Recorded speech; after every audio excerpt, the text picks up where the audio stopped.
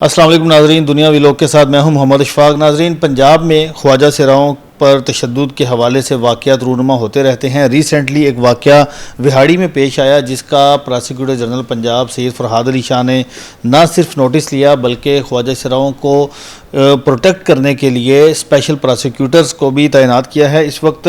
فرحاد علی شاہ صاحب ہمارے ساتھ موجود ہیں۔ سر، یہ سب سے پہلے بتائیے گا، یہ واقعہ ہوا کیا ہے؟ بیسیکلی ہمارا جو ہائی پروفائل سیل ہے وہ یہاں پہ سائبر پیٹرولنگ کے حوالے سے مختلف ایسے واقعات جو سوشل میڈیا پہ ہائپ کا باعث بنتے ہیں تو ان کو ہم ٹیک اپ کرتے ہیں، اور اس میں پھر اگر نان رجسٹریشن ہو تو کیونکہ ہمارے ایس او پی اور ایم او یو سائن ہوئے ہیں with women protection authority, child protection bureau, social protection authority, تو ہم پھر اس کو آن بورڈ لے کے تو پہلے رجسٹریشن آف کیس کی طرف جاتے ہیں اور اس کے بعد پھر اس کی پروسیکیوشن کو کنڈکٹ کرنے کے لیے جو میکنزم ہے اس کو ہم اڈاپٹ کرتے ہیں۔ تو اس کیس کے اندر یہ بیسیکلی سوشل میڈیا پہ ایک ویڈیو وائرل ہوئی کہ ایک ٹرانسجینڈر کو 5-7 لوگ جو تھے، کس جگہ پہ؟ یہ وہاڑی میں ہوا، اور وہاں پہ بیسیکلی واقعہ یہ رپورٹ ہوا سوشل میڈیا پہ جو براڈ کاسٹنگ ہوئی کہ اس میں ایک ٹرانسجینڈر کو گن پوائنٹ پہ اغوا کرنے کی کوشش کی گئی اور اس کو بری طرح سے بڑا کرول سیکوینس میں ان ہیومن بیہیویئر اس کے خلاف اڈاپٹ کیا گیا اور پھر گن پوائنٹ پہ فائرنگ کر کے عوام کو خوف و ہراس میں مبتلا کیا گیا اور پھر اس سے چیزیں گن پوائنٹ پہ چھین لی گئی۔ تو میں نے جب اس کو میرے پاس یہ رپورٹ ہوا تو ہم نے اس کو اپنے ڈی پی پی وہاڑی جو تھے ان کو آن بورڈ کیا، انہوں نے ڈی پی او جو کنسرنڈ تھے ان کو جب ساری ان سے رپورٹ مانگی کہ اس کو ہم نے ہائی پروفائل ڈکلیئر کر دیا تو اس پہ پھر وہاں وہاڑی میں ایک ایف آئی آر کا اندراج کیا گیا، اور اس میں یہ جو شہزادی ایلیس رمضان کے نام سے یہ ٹرانسجینڈر ہے اس کی مدعیت میں نہ صرف ایف آئی آر درج ہوئی، ہم نے اس میں اپنے ایک ڈیزگنیٹڈ پروسیکیوٹر جو ہے جی وہ بالکل وہ کیونکہ جب فائرنگ ہوئی تو لوگ جو تھے پھر وہاں پہ بہت زیادہ ایک مجمع اکٹھا ہوا تو اس پہ پھر یہ گولیاں چلاتے ہوئے وہاں سے ملزمان جو تھے فرار ہو گئے، لیکن وہ ویڈیو کیپچر ہو گئی اور اب ہمارا بیسیکلی میں نے اس کو ہائی پروفائل ڈکلیئر کر کے ریکارڈ بھی سمن کر لیے، کیونکہ اشفاق صاحب ٹرانسجینڈرز کا جو ایکٹ ہے میں یہ جاننا چاہ رہا تھا کہ ٹرانسجینڈر کے حوالے سے تو بہت سارے قوانین بنائے گئے ہیں اور خاص طور پر وزیر اعلیٰ پنجاب مریم نواز صاحبہ کا بھی کافی کنسرن ہے کہ خواجہ سراؤں کو مکمل تحفظ فراہم کیا جائے۔ دیکھیں، میں سمجھتا ہوں کہ کانسٹیٹیوشنلی آرٹیکل 25 ہر سٹیزن کو ایکول رائٹس پرووائڈ کرتا ہے، بلکہ میں سمجھتا ہوں کہ ہماری بطور سوسائٹی ان کے لیے اور زیادہ، کیونکہ یہ تو ونریبلز ہیں، ان کو تو ویسے ہی سماجی طور پہ معاشرتی طور پہ سوسائٹل بیہیویئر ہمارا بہت زیادہ ان کے خلاف ہے، تو میں سمجھتا ہوں کہ ہمیں اس پہ ایک تو ایکٹ جو ہے وہ انفورس کروانا پڑے گا، پلس ہمیں سوسائٹل بیہیویئر کے اوپر بھی کام کرنا پڑے گا کہ ان کو تمسخر کا نشانہ نہیں بنانا، بلکہ ان کو باقی سٹیزنز کی تحت جو رائٹس ہیں ان کو بھی وہ رائٹس ملنے چاہیے۔ اسی لیے ہم نے وزیر اعلیٰ پنجاب کے ویژن کو مد نظر رکھتے ہوئے اس میٹر کو ٹیک اپ کیا ہے، ایف آئی آر درج کرائی، اور انشاءاللہ تعالیٰ پوری کوشش ہے کہ جو کرمنلز ہیں اس کیس سے ریلیٹڈ ان کو آئرن ہینڈ سے ڈیلٹ کیا جائے۔ ایک چیز سر ہم نے دیکھی ہے کہ یہ ایسے معاملات پر نوٹس لیے جاتے ہیں اور اس کے بعد 2-3 دن اس کا فالو اپ ہوتا ہے، پھر بات ختم ہو جاتی ہے اور ایسے لوگوں کو، ملزمان کو سزائیں نہیں ہوتی۔ نہیں، میں تو ویسے اشفاق صاحب اب آپ کو ود ایگزامپل اپنے ڈپارٹمنٹ کی ورکنگ بتا سکتا ہوں کہ ماریا کیس آپ نے ٹوبا ٹیکسنگ کا سنا، جس میں باپ نے اور بھائی نے اپنی ہی غیرت کے نام پہ بیٹی کا قتل کر دیا تھا، اس کو ہم نے ہائی پروفائل ڈکلیئر کیا، اس میں انویسٹیگیشن ہوئی، ہم نے پروسیکیوشن کنڈکٹ کی اور ابھی اس کی ججمنٹ آئی جس میں باپ بیٹے کو 2 دفعہ سزائے موت اور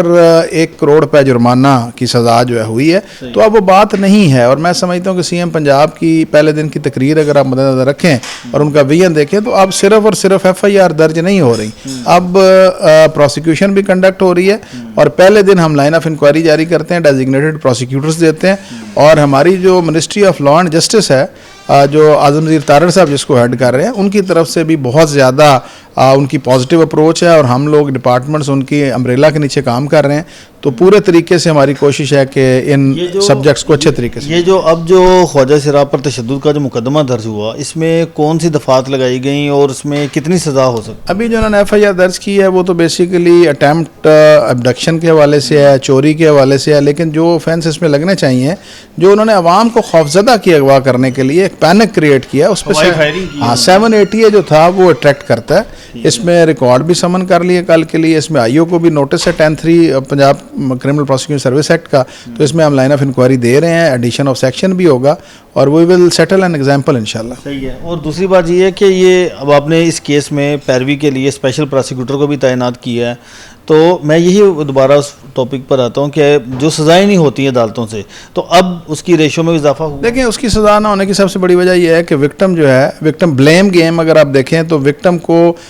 ریزائل کرانے کی ایک ٹینڈنسی ہے ہمارے معاشرے میں. تو وکٹم جو ہے وہ خود بخود آ کے اور وہ بیٹھ جاتا ہے. ابھی میں کل ہائی کورٹ تھا ملتان, وہاں پہ ایک وکٹم تھی جو پریگننٹ تھی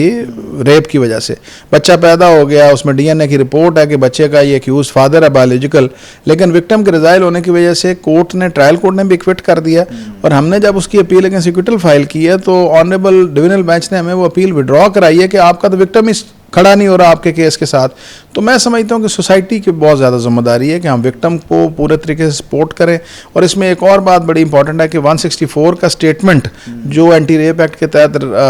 ریکارڈ ہونا ہے اس کی ویڈیو بننی ہے, جو ابھی ہمارے پاس جوڈیشل سسٹم میں نہیں بن رہی. میں نے ایک لیٹر لکھا ہے آنریبل چیف جسٹس صاحبہ کو کہ high court rules and order کے اندر امینڈمنٹ درکار ہے کہ جو میجسٹریٹ صاحبان جب 164 کا بیان لکھیں تو پھر وہ اس کی ویڈیو بھی ریکارڈ کریں تاکہ کل کو بطور مٹیریل وہ پیش کی جا سکے. سر لاسٹلی یہ بتائیے گا کہ خواجہ سراؤں کے جو پنجاب میں پہلے سے زیر سماعت کیسز ہیں اور جو اب کیس آیا اس سے متعلق پراسیکیوٹرز کو کیا آپ نے ہدایات جاری کی؟ دیکھیں آنریبل چیف جسٹس صاحبہ نے جب سے اینٹی ریپ ایکٹ کے اوپر فل بینچ بنایا اور انہوں نے ٹیک اپ کیا تو پولیس کی ورکنگ, پروسیکیوشن کی ورکنگ اب بہت ڈفرینٹ ہوگی. آپ دیکھیں کہ سیکشن 22 کے تحت فالس انویسٹیگیشن اور فالس انفارمیشن پہ FIR کا اندراج نہیں ہو رہا تھا. وہ صرف آنریبل چیف جسٹس صاحبہ کے